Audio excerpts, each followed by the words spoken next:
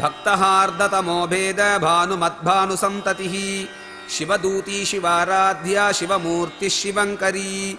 భక్తహార్ద తమోభేద భాను మద్భాను సంతతి. భక్తుల హృదయగతమైన అంధకార అజ్ఞానమును భేదించునట్టి కాంతితో కూడిన సూర్యకిరణ పుంజము.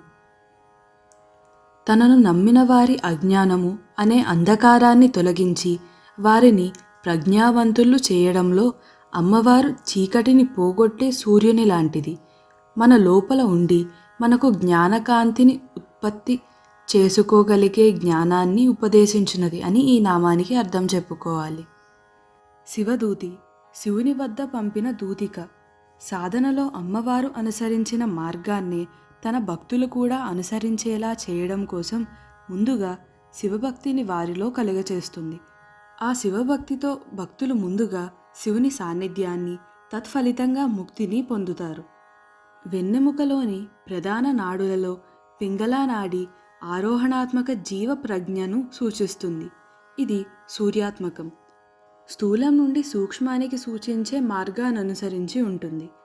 మూలాధారం వద్ద ఉండే కుండలిని శక్తి సహస్రారంలో ఉండే శివుని చేరే సాధన ఈ పింగళా నాడి ద్వారానే జరుగుతుంది. అలాగే భక్తునిలో శివపరాభక్తి ఈ స్థితిని చేకూరుస్తుంది.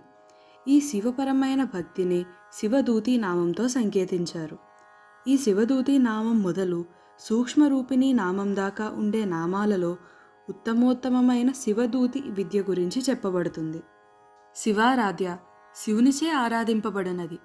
సహస్రారంలో ఉండే శివుని సంకల్పం మూలాధారంలో ఉండే భౌతిక శక్తి వలన కార్యరూపం దాలుస్తుందన్నమాట. అంటే మూలాధారంలో ఉండే కుండలిని శక్తి సహస్రారంలో ఉండే శివుని చేరడం. శివుడు కూడా అమ్మవారి అండ లేకపోతే తన సంకల్పాలను కార్యరూపంలోకి తేలేడు. సృష్టి చేయాలనే సంకల్పము కామేశ్వరునిది. అయితే ఆ సంకల్పాన్ని కార్యరూపముగా మార్చేది కామేశ్వరి. అందుకని అమ్మవారు శివునికి ఆధారమై ఆరాధ్యమవుతుంది. శివమూర్తి శివుని యొక్క స్వరూపము. శివుని యొక్క రూపంగా ఉన్న అమ్మవారు శివమూర్తి అవుతుంది.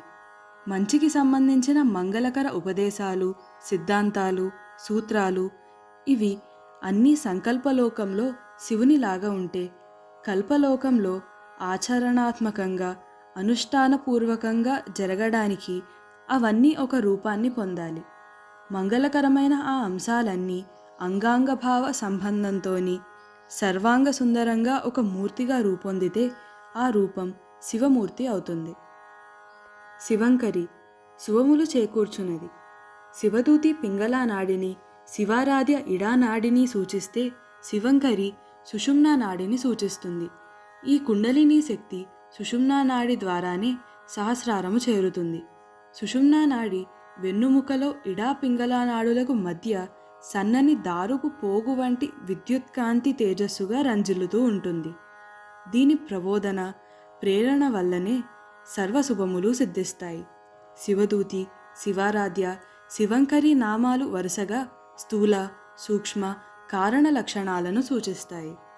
భక్తహార్దతమో భేద భానుమద్భానుసంతతిః శివదూతీ శివారాధ్యా శివమూర్తి శివంకరీ.